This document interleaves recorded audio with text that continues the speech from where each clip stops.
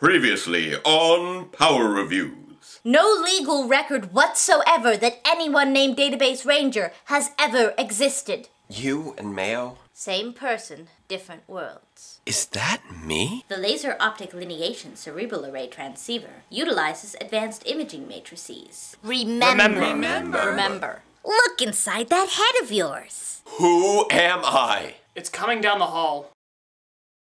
Wake me up! I'm watching a TV show inside my head right now, so I can talk to machines. The most accurate term would be a synth-organic biomechanoid. What was that? The doorbell. I told you I was installing it with a taser. Die! Help me get him inside before anyone notices. I can't! I'm on your side. They took Mayo! I'd been convincing them to hold off until you came along, spooked them all, and knocked out the only person who could have talked them out of it. Who do you think initiated the bleach protocol? I don't think this is going to... 1, 2, red and blue. 1, 2, red and blue. Shh! It's a secret. He's from Hexagon. And now, Database Rangers Power Review. Greetings, Ranger fans, and welcome to my informant. He's from Hexagon? Yeah, that's what I said. I can't believe it. I don't believe it. I never thought I'd find another operative. Not on this side, at least. No, operative, and this side of what now? The rift. Rift? Rift? The rift between worlds. Isn't that how you came through? Me? No, I've been here the whole time. I think. Maybe. Probably not. Of course. What? Sleeper agent. Who's sleeping? I'm not sleeping. That would explain a lot. You haven't explained anything. I'm still full of questions. Serious question guy here. And first and foremost is... why am I suddenly seeing episode 16 of Power Rangers Megaforce? What? Rico the Robot. Aboard the insectoid warship, Admiral Malcor is getting impatient with the unsuccessful invasion of Earth. You and I must complete this mission before the others arrive. Others? Excuse me a moment. It's happening again. You're seeing another episode? Yep, and it's seriously cramping my interrogation style. You do realize that I can hear everything you're saying, right? Listen, just work through the episode technopathically. You've done it before, you can do it again. Okay. Deciding that he wants to handle the destruction of Earth himself, Malcor places Vrock in charge of eliminating the Rangers, as he steps into a super-empowering hexagonal cocoon to prep for the arrival of their mysterious comrades. Alright, I think that worked. So, speaking of hexagons and mysteries, while Malcor is taking the big sleep, Vrock plans to usurp his power, somehow taking his personal ship out in reverse, and then popping down to the bottom of the sea to meet with Metal Alice. Assume that I've never met anyone from Hexagon before, and then tell me everything you know. It all started when Earth was attacked 15 years ago. Metal Alice attacks the city with a band of loogies, accompanied by her latest creation, Robot 1C0, which proceeds to do absolutely nothing. There was nothing we could do to stop them. Determined to stop her, the Megaforce Rangers blast off a dynamic victory charge, leading Alice to sacrifice the bot for the sake of her own survival. We barely survived, and only then with great sacrifice. What had come before was gone. With its master gone, the robot wanders around lost, which piques Emma's curiosity. He was ordered to attack us, but didn't. He's different. Yeah, that's because he's broken. At least the other Rangers realize that the bot's lack of action doesn't mean pure intent. Maybe it's a setup. So that's when everything was set up? An international alliance to guard against evil. He isn't acting evil at all. That's because he isn't acting anything at all. Even Tensu thinks that this is a bad idea. Regardless, Gosei gives them the benefit of the doubt, and the Rangers bring their new robotic operating buddy to the park for Noah to monitor. Before, extraterrestrial forces had monitored the balance of power. After the invasion, we had to learn how to do it ourselves. But the bewildered Blue Ranger clearly has no idea what he's doing. Open up and say, ah. Open up what? Not sure what else to do with him, the Rangers take pity on the poor friendless bot, naming him Rico and introducing him to the classic Earth customs of rock, paper, scissors, tag, you're it, soccer, and even baseball. Although Gia still wonders why they're going through all the trouble. Because he's good. He was built to do harm and he resisted it. Malfunctioning and resisting are two different things. He has no emotions and we shouldn't feel for him. That's what Robonite keeps telling us. Ignoring the inherent hypocrisy of that statement, Gia makes a very good point. Of course, by this point, they're sitting down and picnicking with the thing, which has now achieved the basic social skills of a 4-year-old. Jake like Gia. I like playing with Emma and everyone. It's fun. He's still not thrilled about his lack of a mouth, though. That makes me sad. And right around the time that Emma becomes clearly too emotionally invested, Best buddies. Forever. the group takes a photo and notices an odd blinking light on Rico's chest. So naturally, they take him to the Mega Cave. Seriously? Seriously. A single command center wasn't going to do the job anymore. We needed a network of failsafes, monitors, sensors. The sensor in his chest. Which apparently is a means for Metal Alice to take control of him at any time, instead of, you know, acting as a sensor. You keep using the word. I do not think it means what you think it means. Do you really think he's that dangerous? You said yourself he was built to do harm. This is just a little too much right now. You should know all this already. Yeah, I probably should. But this is about trust. No longer trusting himself, Rico flees to the woods, where Emma manages to find him and promises to help him be free. So help me understand.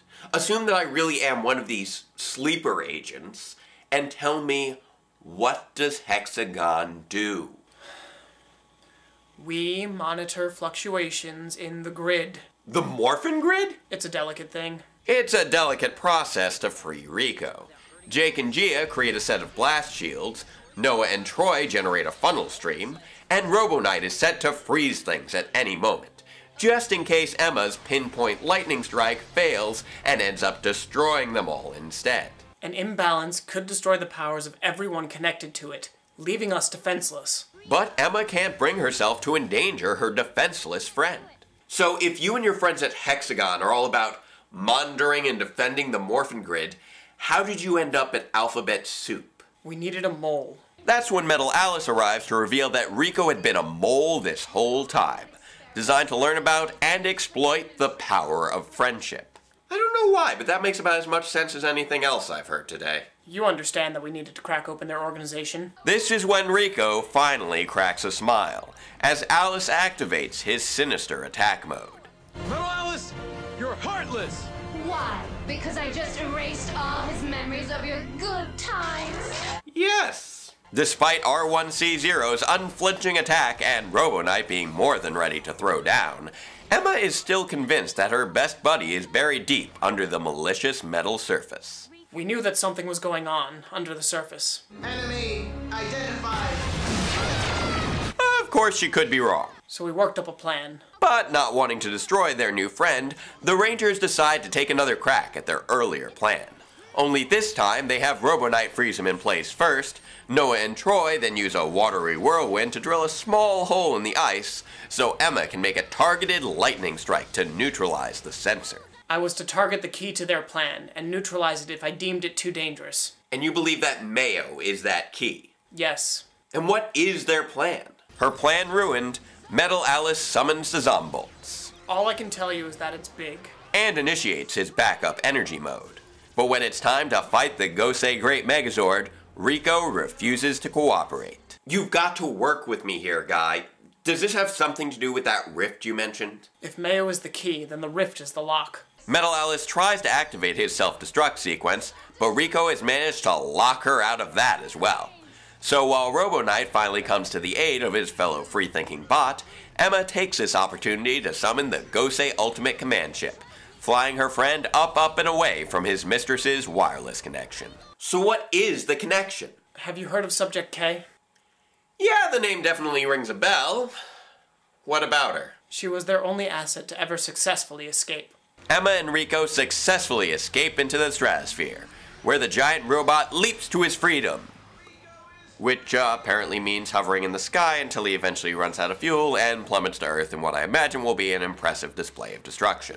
It's like someone let a bird free off the edge of a roof and forgot they were dealing with a penguin. That's interesting.